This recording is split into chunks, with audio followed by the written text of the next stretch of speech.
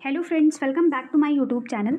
आज हम इस वीडियो में बात करेंगे NCERT solution class 10th chapter 3 history nationalism in India के बारे में, यानी कि भारत में राष्ट्रवाद क्या है।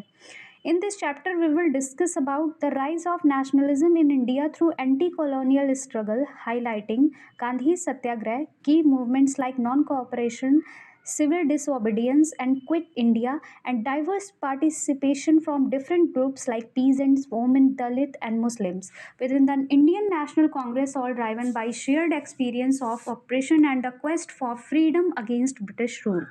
Key points include the First World War's impact like tax, forced equipment, famine, the Rowlatt Act repression, the Salt March symbolism, and the complex unity and conflicts within the movement। यानी कि हम इस चैप्टर में औपनिवेशिक विरोधी संघर्ष के माध्यम से भारत में राष्ट्रवाद के उदय पर चर्चा करेंगे।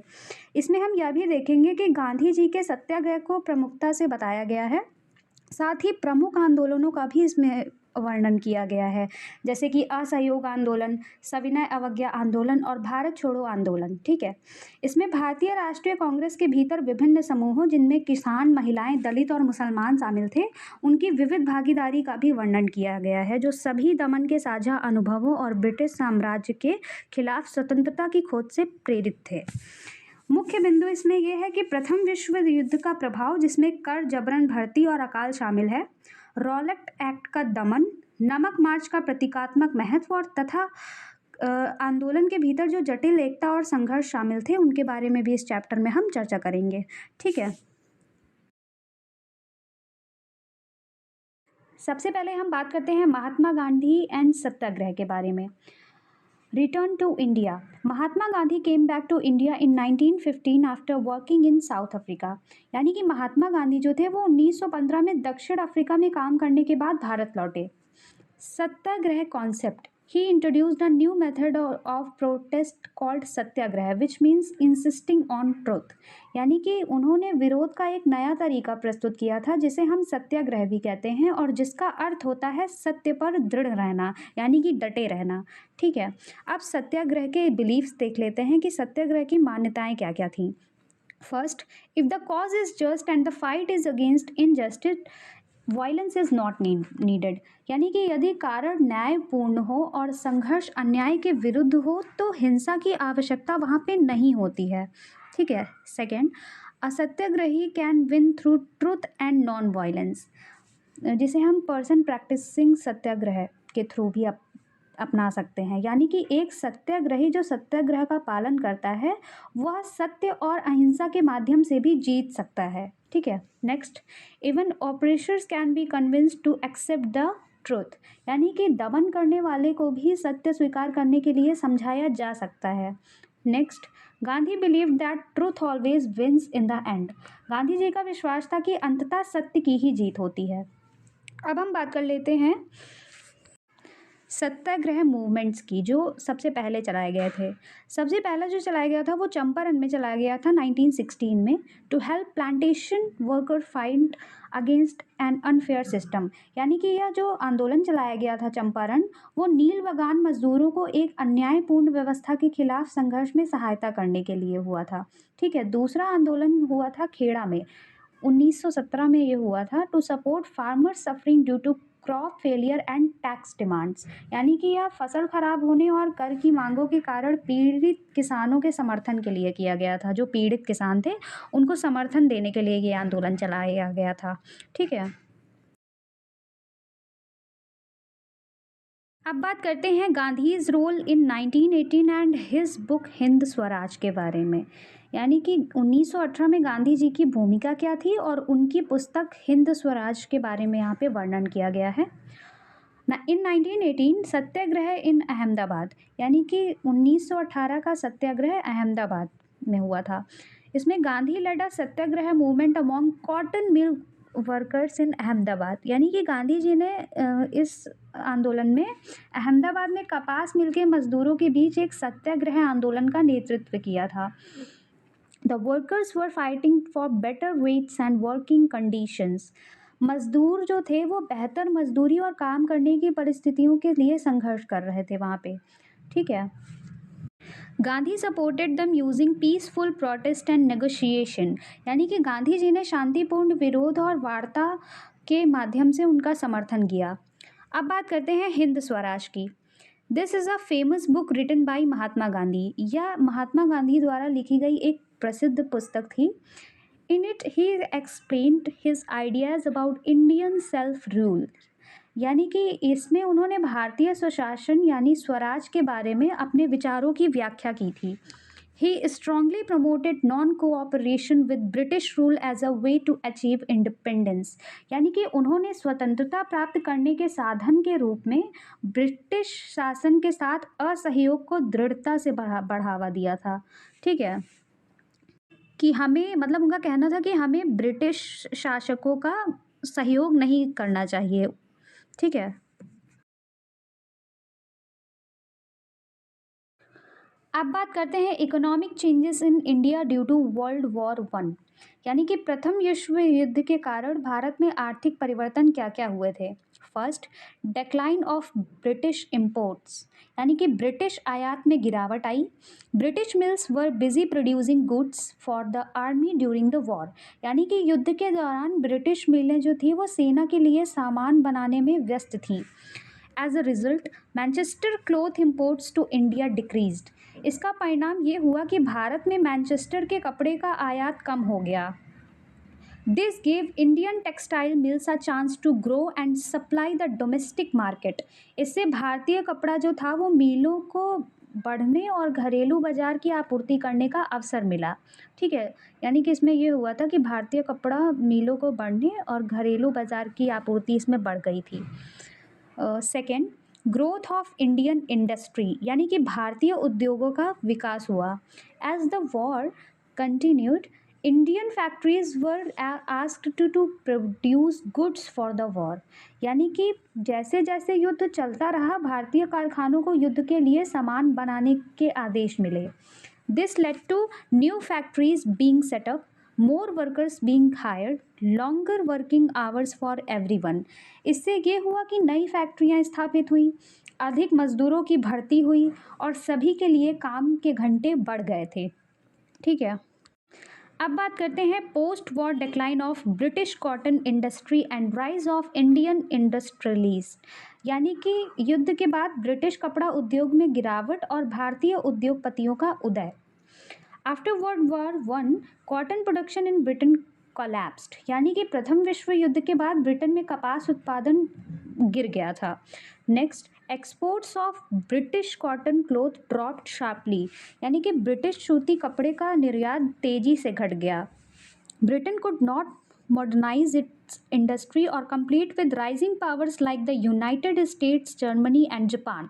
परिणाम स्वरूप भारत जैसे उपनिवेशों में ब्रिटेन अपने उद्योगों को आधुनिक बनाने या अमेरिका, जर्मनी और जापान जैसी उभरती शक्तियों से प्रतिस्पर्धा करने में असमर्थ रहा। मतलब उसका जो कंपटीशन था अमेरिका, जर्मनी और जापान से वो एकदम लो होता जा रहा था। ठीक है, next, as a result, in colonies like India, local industrialists and began to grow stronger, यानी कि परिणाम इसका यह हुआ कि भारत जैसे उपनिवेशों में स्थानीय उद्योगपति मजबूत होने लगे। They started capturing the Indian home market, producing goods that were earlier imported from Britain. उन्होंने भारतीय घरेलू बाजार पर कब्जा करना शुरू किया और वे वस्तुएं बनाने लगे जो पहले ब्रिटेन से आयात की जाती थी। ठीक है, ये काम कौन कर रहा था? भारतीय उद्योगपति जो थे। ठीक है, अब बात करते हैं रॉलेट एक्ट की। The Rowlatt act was passed by the British government in 1919, यानी कि रॉलेट एक्ट जो था वो 1919 में ब्रिटिश सरकार द्वारा पारित किया गया था। It gave them huge powers to suppress political activities in India, यानी कि इस कानून में भारत में राजनीतिक गतिविधियों को दबाने के लिए सरकार को व्यापक अधिकार दे दिए। Under this law political prisoners could be gelled for 2 years without trial, इस कानून के तहत राजनीतिक कैदियों को बिना मुकदमे के 2 वर्ष तक जेल में रखा जा सकता था। It was widely seen as unjust and repressive leading to strong protest across the country, यानी कि इसे व्यापक रूप से अन्यायपूर्ण और दमनकारी माना गया। जिसके कारण पूरे देश में तीव्र विरोध प्रदर्शन हुए। इसे हम काला कानून भी कहते हैं। तो एग्जाम में क्वेश्चन आएगा कि काला कानून किसे कहा जाता है, तो रॉलेट एक्ट को कहा जाता है। ठीक है, अब बात करते हैं जलियांवाला बाग ट्रेजेडी इन 13 अप्रैल 1919, यानी कि जलियांवाला बाग हत्याकांड। On Baisakhi Day, a large crowd of villagers gathered at Jallianwala Bagh in Amritsar to attend a fair. Baisakhi के दिन अमृतसर के जलियांवाला बाग में गांव से आए लोगों की एक बड़ी भीड़ मेले में शामिल होने के लिए इकट्ठा हुई थी। ठीक है, many were unaware that martial law had been imposed in the city. बहुत से लोगों को ये नहीं पता था कि शहर में मार्शल लॉ लगाया जा चुका है। General Dyer along with British troops entered the enclosed ground, यानी कि जनरल डायर ब्रिटिश सैनिकों के साथ वहां पहुंचा और बाग के एकमात्र निकास द्वार को बंद कर दिया। ठीक है, जो मेन डोर था उसे बंद कर दिया। He blocked the only exit and ordered firing on the crowd without warning. उसने बिना किसी चेतावनी के भीड़ पर गोली चलाने का आदेश दे दिया था। ठीक है, 100 of innocent people were killed in this brutal attack. इस क्रूर हमले में सैकड़ों निर्दोष लोग मारे गए। The incident caused wide spread anger and protest across north India. इस घटना से पूरे उत्तर भारत में गुस्सा और विरोध प्रदर्शन फैल गया। पीपल हेल्ड हार्टलेस स्ट्राइक्स, यानी कि लोगों ने हड़तालें की। There were clashes and attacks on government buildings. इसका परिणाम ये हुआ कि सरकार की इमारतों पर झड़पें और हमले भी हुए। ठीक है, अब बात करते हैं economic impact of the non cooperation movement in 1921 to 1922, यानी कि आर्थिक प्रभाव, असहयोग आंदोलन का आर्थिक प्रभाव क्या था। ठीक है, first, foreign goods were boycotted, यानी कि विदेशी वस्तुओं का बहिष्कार किया गया। Second, people stopped buying imported items, लोगों ने आयातित वस्तुओं को खरीदना बंद कर दिया। थर्ड, लिक्वर शॉप्स वर picked, peaceful protest held outside, यानी कि शराब की दुकानें जो थी वो उसके बाहर धरने किए गए, यानी कि शांतिपूर्ण विरोध हुआ। ठीक है, fourth, foreign cloth was burned as a symbol of protest, विदेशी कपड़ों को विरोध के प्रतीक के रूप में जलाया गया। Fifth, sharp decline in imports, आयात में तेजी से गिरावट आई थी। Import of foreign cloth reduce by half, विदेशी कपड़ों का आयात आधा हो गया। Its value dropped from ₹102 crore to ₹57 crore, विदेशी कपड़ों का जो मूल्य 102 करोड़ रुपए था वो घट के 57 करोड़ रुपए रह गया। ठीक है, अब बात करते हैं राइज ऑफ इंडियन गुड्स की, यानी कि भारतीय वस्तुओं का उदय। Money traders refuse to sell और फाइनेंस फॉरेन गुड्स, यानी कि कई व्यापारी जो थे उन्होंने विदेशी वस्तुओं को बेचने या उनका वित्त पोषण करने से इनकार कर दिया। People began wearing Indian made clothes, यानी कि लोगों ने भारतीय निर्मित कपड़े पहनना शुरू किए। Indian textile mills and handloom saw increased production, भारतीय कपड़ा मिलों और हथकरघा क्षेत्र ने उत्पादन बढ़ाया अपना। खादी, हैंड स्पन क्लोथ जिसे कहते हैं, बिकेम पॉपुलर, खादी जो था वो लोकप्रिय होने लगी। ठीक है, जिसे हाथ से काता कपड़ा कहा जाता है उसे हम खादी कहते हैं, वो लोकप्रिय हुआ। ठीक है, पॉपुलर हो गया। अब बात करते हैं peasant movement in Awadh during non cooperation, यानी कि असहयोग आंदोलन के दौरान अवध में किसान आंदोलन हुआ। In the Awadh region the peasant movement was led by Baba Ramchandra. Awadh क्षेत्र में किसान आंदोलन का नेतृत्व जो कर रहे थे वो थे Baba Ramchandra. The peasants were protesting against taluqdar and landlords, यानी कि किसान तालुकदारों और जमींदारों के विरुद्ध विरोध कर रहे थे। Who charged very high rents, forced peasants to do unpaid labor called beggar, gave no security of land tenure and frequently evicted peasants, denying them rights over leased land, यानी कि जो बहुत ऊंचा लगान वसूलते थे, किसानों से बिना मजदूरी के काम करवाते थे, जिसे हम बेगार भी कहते हैं। किसानों को भूमि के अधिकार या सुरक्षा नहीं देते थे और किसानों को अक्सर पट्टे की ज़मीन से बेदखल कर दिया जाता था। ठीक है, अब बात करते हैं पीजेंट्स डिमांड्स की, यानी कि किसानों की मांग क्या क्या थी। पहला तो ये था कि रिड्यूस लैंड रेवेन्यू, यानी कि भूमि लगान में कमी करो, ठीक है। दूसरा था एबॉलिश बेगर, यानी कि अनपेड लेबर, जिन्हें बेगार भी कहा जाता है, यानी बेगार को वो समाप्त करने को बोल रहे थे, जिसका मतलब होता है बिना मजदूरी का श्रम, ठीक है। Next, social boycott of oppressive landlords, यानी कि दमनकारी जमींदारों का सामाजिक बहिष्कार करो। नेक्स्ट हम बात करेंगे guerrilla resistance in Gudem hills in Andhra Pradesh, यानी कि गुडेम पहाड़ियों में गुरिल्ला प्रतिरोध। In the early 1920s a militant guerrilla movement arose in the Gudem hills. 1920 के दशक की शुरुआत में गुडेम पहाड़ियों में एक उग्र गुरिल्ला आंदोलन उभरा। The British government had closed forest areas stopping locals from, जो ब्रिटिश सरकार थी उसने जंगल क्षेत्रों को बंद कर दिया, जिससे स्थानीय लोगों को इनसे रोका गया। इसमें कुछ काम रोके गए थे, जैसे कि grazing cattle, collecting firewood, gathering fruits, यानी कि इसमें पशु चराना, ईंधन की लकड़ी एकत्र करना और फल इकट्ठा करना जैसे काम जो थे वो रोक दिए गए थे, ठीक है। This hurt their traditional rights and livelihoods leading to strong resistance. इससे हुआ क्या कि लोगों के परंपरागत अधिकार और आजीविका छिन गई, ठीक है। परिणाम स्वरूप जोरदार इसका प्रतिरोध हुआ था, इसके खिलाफ भी काफ़ी विरोध हुआ था। अब बात करते हैं plantation workers protest in Assam, यानी कि असम में बागान मजदूरों का विरोध। For tea garden workers in Assam freedom mean the right to move freely, यानी कि असम के चाय बागानों में काम करने वाले मजदूरों के लिए स्वतंत्रता का अर्थ था स्वतंत्र रूप से आवागमन का अधिकार, यानी कि वो आने जाने में स्वतंत्र रहें, वहाँ कोई प्रतिबंध ना हो, ठीक है। The inland immigration act of 1859। अब बात करते हैं 1859 के अंतर्देशीय प्रवासन अधिनियम के बारे में। इसमें यह कहा गया है कि restricted worker from leaving the plantation without permission, यानी कि मजदूरों को बिना अनुमति बागानों से बाहर जाने की अनुमति नहीं थी। परमिशन वॉज रेयरली ग्रांटेड, अनुमति बहुत कम ही दी जाती थी उन्हें बाहर जाने के लिए, ठीक है।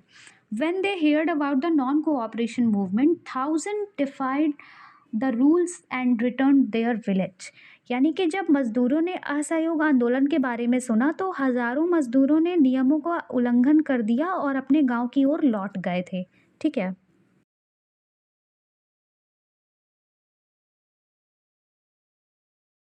अब बात करते हैं reasons for decline of non cooperation movement in cities, यानी कि शहरों में असहयोग आंदोलन के पतन के कारण क्या थे। पहला तो ये था कि खादी वॉज एक्सपेंसिव, यानी कि खादी बहुत ही महंगी थी। Compare to mill made cloth khadi cost more, यानी कि मिल में बने कपड़े की तुलना में खादी अधिक महंगी थी। Poor people could not afford it for daily use, यानी कि गरीब लोग इसे रोज़मर्रा के उपयोग के लिए खरीद नहीं सकते थे, ठीक है। So the boycott of foreign cloth did not last long, यानी कि इसलिए विदेशी कपड़ों का बहिष्कार अधिक समय तक नहीं चल पाया। Next, lack of Indian alternatives, यानी कि भारतीय विकल्पों की कमी। There were no Indian institutions to replace British ones like schools and courts, setting up new institutions was slow and difficult, यानी कि ब्रिटिश संस्थानों जैसे स्कूल और अदालत की जगह लेने के लिए भारतीय संस्थान उपलब्ध नहीं थे, ठीक है। Next, return to British system, यानी कि ब्रिटिश व्यवस्थाओं की ओर वापसी। Students and teachers started going back to government schools, यानी कि छात्र और शिक्षक जो थे वो फिर से सरकारी स्कूल में जाने लगे।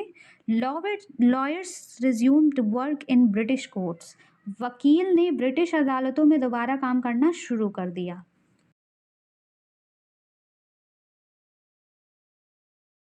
अब बात करते हैं खिलाफत मूवमेंट अर्ली 20th सेंचुरी, यानी कि खिलाफत आंदोलन और 20वीं सदी की शुरुआत।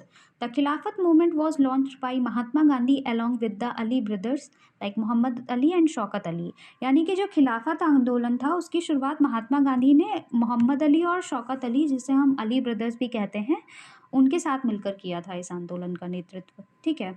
Purpose, to protest against the harsh treatment of Khalif spiritual leader of Muslim Ottoman Empire, यानी कि उस्मानी साम्राज्य, जिसे हम ऑटोमन एम्पायर भी कहते हैं, उस्मानी साम्राज्य के खलीफा के साथ किए गए कठोर व्यवहार के विरोध में हुआ था ये आंदोलन, ठीक है।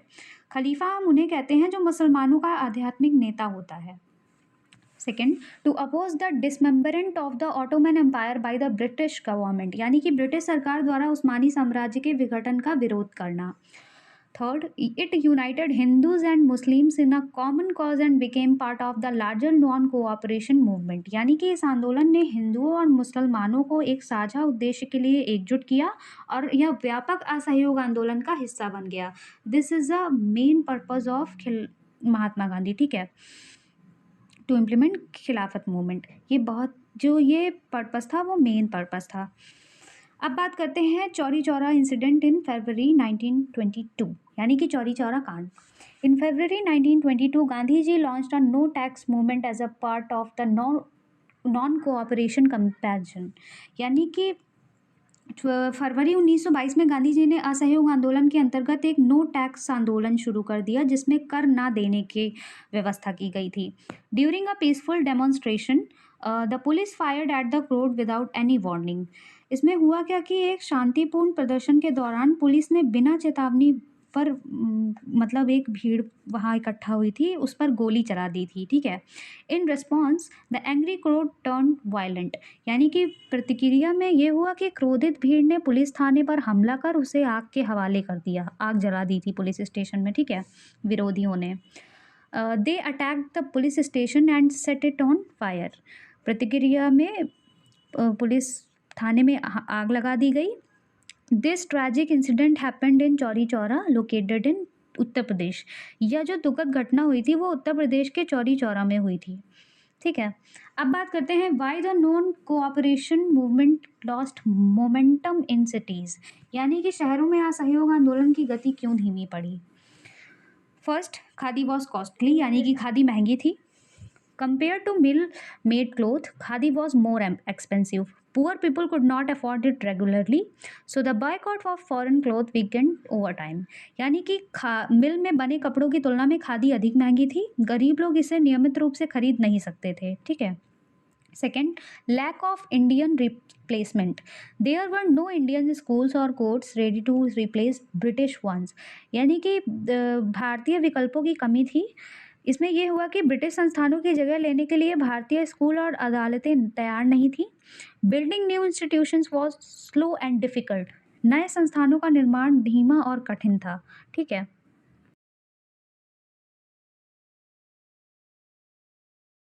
Third is return to British systems, यानी कि ब्रिटिश व्यवस्था की ओर वापसी हुई। Student and teacher went back to government schools, यानी कि जो छात्र और शिक्षक थे वो फिर से सरकारी स्कूल में लौट गए। Lawyers resumed work in British courts, यानी कि वकीलों ने ब्रिटिश अदालतों में दोबारा काम करना शुरू कर दिया था, ठीक है। अब बात करते हैं की features of civil disobedience movement, यानी कि सविनय अवज्ञा आंदोलन की प्रमुख विशेषताओं का वर्णन।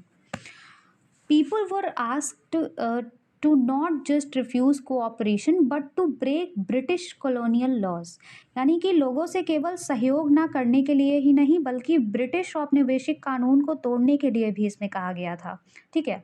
Foreign cloth was boycotted and liquid shops were picked, यानी कि विदेशी कपड़ों का बहिष्कार किया गया और शराब की दुकानों पर धरना दिया गया। Peasants were told not to pay taxes, including land revenue and chowkidari tax, यानी किसानों से कहा गया कि वे लगान और चौकीदारी कर ना दें, ठीक है। Students, lawyers and village officials were encouraged to avoid British-run schools, colleges, courts and offices, यानी कि छात्रों, वकीलों और गांव के अधिकारियों को ब्रिटिश शासन द्वारा चलाए जा रहे स्कूलों, कॉलेजों और अदालतों और दफ्तरों से दूर रहने के लिए प्रेरित किया गया। अब बात करते हैं salt march at the start of civil disobedience in 1930, यानी कि नमक सत्याग्रह और सविनय अवज्ञा आंदोलन की शुरुआत। On 31 January 1930 Mahatma Gandhi sent a letter to viceroy Irving listing 11 demands, यानी कि 31 जनवरी 1930 को महात्मा गांधी ने वायसराय इरविन को एक पत्र लिखकर 11 मांगे रखी थी। One major demand was to abolish the salt tax, यानी कि प्रमुख मांगों में से एक थी नमक कर को समाप्त करना, ठीक है। एक मांग जो उन्होंने की थी 11 डिमांड में से 11 जो मांगे जो थी उसमें एक मांग ये थी कि नमक कर को समाप्त किया जाए। Salt was a basic item used by both rich and poor, so taxing it was seen as oppressive. यानी कि नमक अमीर गरीब सभी द्वारा उपयोग की जाने वाली वस्तु थी, इसलिए उस पर कर लगाना दमनकारी माना गया। Gandhi warned that if the demands were not met by 11 March, he would begin a civil disobedience movement. Gandhi ji ने कहा कि यदि 11 मार्च तक मांगे नहीं मानी गई तो वे सविनय अवज्ञा आंदोलन शुरू कर देंगे। On 12 March 1930, Gandhi began the SALT march with 78 volunteers. 12 मार्च 1930 को गांधी जी ने 78 स्वयंसेवकों के साथ नमक मार्च शुरू कर दिया था। ठीक है। They walk 240 miles from Sabarmati Ashram to Dandi इन गुजरात। यानी कि उन्होंने साबरमती आश्रम से दांडी तक लगभग 240 मील की पैदल यात्रा की। The March lasted 24 days covering about 10 miles per day. यानी कि यह मार्च 24 दिनों तक चला था, ठीक है, जिसमें प्रतिदिन लगभग 10 मील चला गया था। Gandhi addressed crowds along the way explaining swaraj and urging peaceful resistance. यानी कि रास्ते में गांधी जी ने लोगों को संबोधित किया, स्वराज के बारे में समझाया और अहिंसक प्रतिरोध के लिए प्रेरित किया। On 6 April 1930 Gandhi reach Dandi and broke the law by making salt from sea water. यानी कि 6 अप्रैल 1930 को गांधी जी दांडी पहुंचे और समुद्री पानी से नमक बनाकर कानून तोड़ा। This act officially launched the civil disobedience movement. यानी कि इस कार्य से ये हुआ कि सविनय अवज्ञा आंदोलन की औपचारिक शुरुआत हो चुकी थी। ठीक है। बेसिकली इसमें कुछ चीज़ें याद करनी है कि जो बोर्ड एग्जाम में क्वेश्चंस आएंगे कि जो नमक सत्याग्रह था वो कब से कब तक चलाया गया, तो 12 मार्च 1930 से 6 अप्रैल 1930 तक यह चलाया गया था। ठीक है। इसकी यात्रा कहाँ से शुरू हुई थी? साबरमती आश्रम से दांडी तक। ठीक है, दांडी। और ये किसके द्वारा चलाया गया था? महात्मा गांधी द्वारा। ये बेसिकली 3 क्वेश्चन इस टॉपिक से आते हैं, तो इसको ध्यान से याद रखिएगा। ठीक है। अब बात करते हैं participants in the civil disobedience movement, यानी कि सविनय अवज्ञा आंदोलन में भागीदारी। The movement spread across different regions of India. यानी कि यह जो आंदोलन था वो भारत के विभिन्न क्षेत्रों में फैला था। It began with Gandhi ji salt march from Sabarmati Ashram to Dandi, marking the start of the campaign. यानी कि इसकी शुरुआत गांधी जी के साबरमती आश्रम से दांडी तक किए गए नमक मार्च से हुई, जिसने अभियान की शुरुआत को चिन्हित किया। अब बात करते हैं इन द कंट्री साइड, यानी कि ग्रामीण क्षेत्रों में। Rich Patidars of Gujarat and Jats of Uttar Pradesh actively joined. यानी कि गुजरात के जो समृद्ध पाटीदार थे और उत्तर प्रदेश के जो जाट थे वो इसमें सक्रिय रूप से शामिल हुए। These wealthy communities were affected by the economic depression and falling prices, so they supported the movement enthusiastically. यानी कि आर्थिक मंदी और गिरती कीमतों से ये समृद्ध वर्ग भी प्रभावित हुए थे, इसलिए उन्होंने आंदोलन का उत्साहपूर्वक समर्थन किया। अब बात करते हैं ट्रेडर्स एंड इंडस्ट्रियलिस्ट की, यानी कि व्यापारिक और उद्योगपति। They gave financial support to the movement. उन्होंने आंदोलन को आर्थिक सहायता प्रदान की। They also boycotted imported goods, refusing to buy or sell them. यानी कि उन्होंने आयातित वस्तुओं का बहिष्कार भी किया और उन्हें खरीदने या बेचने से इनकार कर दिया। अब बात करते हैं इंडस्ट्रियल वर्कर्स की, यानी कि औद्योगिक मजदूर। Workers from the Nagpur region, including railway worker, dock worker, mineral worker from Chota Nagpur, they participate in protest rallies and the boycott campaigns. यानी कि नागपुर क्षेत्र के मजदूर, जिसमें शामिल थे रेल मजदूर, डाक मजदूर और छत्तीसगढ़ नागपुर क्षेत्र के खनन मजदूर। इन मजदूरों ने प्रदर्शन रैलियों और बहिष्कार अभियानों में भी भाग लिया था। ठीक है।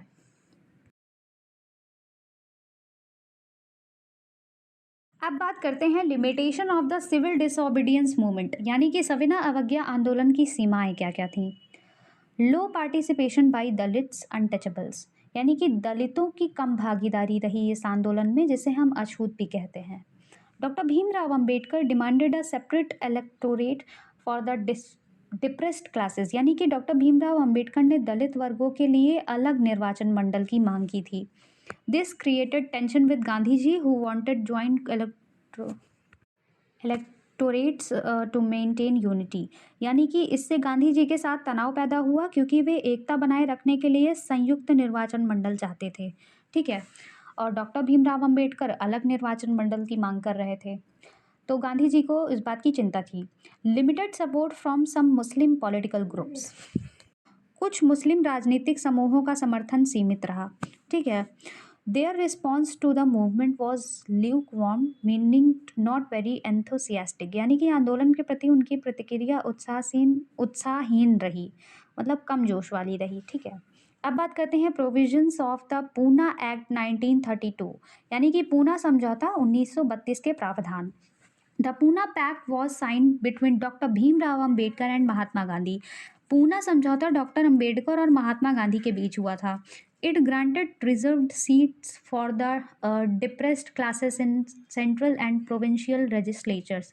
इसमें केंद्रीय और प्रांतीय विधानसभाओं में दलित वर्ग के लिए आरक्षित सीटें दी गई थी। ठीक है, however these representatives were to be elected by the general electorate not through a separate voting system, यानी कि लेकिन इन प्रतिनिधियों का चुनाव अलग निर्वाचन मंडल से नहीं बल्कि सामान्य निर्वाचन प्रणाली से होना था। अब बात करते हैं how nationalism created a shared identity in India, यानी कि भारत में राष्ट्रवाद ने साझा पहचान कैसे बनाई अपनी। Nationalism in India grew through cultural efforts that help people feel united as one nation, यानी कि भारत में राष्ट्रवाद सांस्कृतिक प्रयासों के माध्यम से विकसित हुआ जिससे लोगों को एक राष्ट्र के रूप में एकजुट होने का एहसास हुआ। These included first images and symbols. The figure of Bharat Mata, Mother India, become a symbol of the nation. People express devotion to her, which showed their national pride. यानी कि इसमें जो शामिल थे वो पहला तो ये था कि चित्र और प्रतीक, जिसमें भारत माता की आकृति राष्ट्र का प्रतीक बनी। लोगों ने उनके प्रति भक्ति व्यक्त की जिससे राष्ट्रीय गौरव की भावना प्रकट हुई। ठीक है, सेकेंड इंडिया फॉल्कलोर, यानी कि भारतीय लोक कथाएं। Nationalist collected folk story and songs to highlight India's rich traditions, यानी कि राष्ट्रवादियों ने भारत की समृद्ध परंपराओं को उजागर करने के लिए लोक कथाएं और लोकगीत एकत्र किए। They believe these tales and had been damage by foreign rule and persevering them would restore pride in Indian culture, यानी कि उनका मानना था कि विदेशी शासन से इन परंपराओं को क्षति पहुंची है और इन्हें संरक्षित रखने से भारतीय संस्कृति का गौरव फिर से स्थापित हो सकता है। ठीक है, third is flags and icons, यानी कि ध्वज और प्रतीक चिन्ह। The tricolour flag was use during march and protest, यानी कि तिरंगे झंडे का उपयोग मार्चों और प्रदर्शनों के दौरान किया गया था। It became a symbol of resistance and help build a sense of unity among Indians, यानी कि यह प्रतिरोध का प्रतीक बना और भारतीयों के बीच एकता की भावना विकसित करने में सहायक हुआ। ठीक है, अब बात करते हैं reinterpreting Indian history to inspire nationalism, यानी कि राष्ट्रवाद को प्रेरित करने के लिए भारतीय इतिहास की पुनर्व्याख्या। Indians began to re-explore their ancient past to rediscover the glory of earlier times, यानी कि भारतीयों ने अपने प्राचीन अतीत को फिर से खंगालना शुरू किया ताकि पहले के समय की महानता को पुनः खोजा जा सके। They highlighted achievements in art, science, mathematics, religion and culture. उन्होंने निम्न क्षेत्रों में उपलब्धियों को उजागर किया जिसमें कला, विज्ञान, गणित, धर्म और संस्कृति शामिल थे। This golden age was followed by a period of decline during British colonization. उनका मानना था कि भारत का एक स्वर्ण युग था। इस स्वर्ण युग के बाद ब्रिटिश औपनिवेशवाद के दौरान पतन का काल आ गया।